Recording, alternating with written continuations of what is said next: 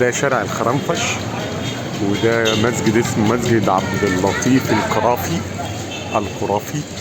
مبني سنة 1500، من 590 ل 594.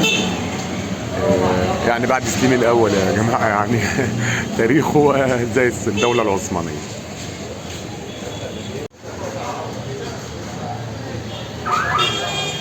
أعتقد إن هو كده.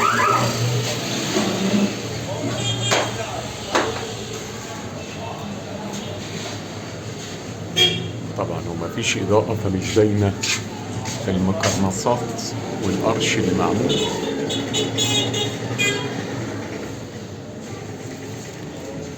ومش كبير، هو صغير. هندخل برضك نقرا نشوف. وهنا الميضة والحمامات.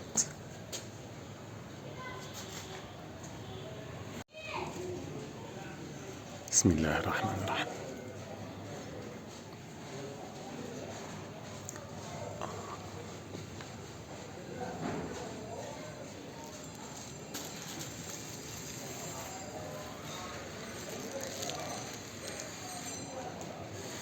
سقف خشبي، منبر حديث طبعا.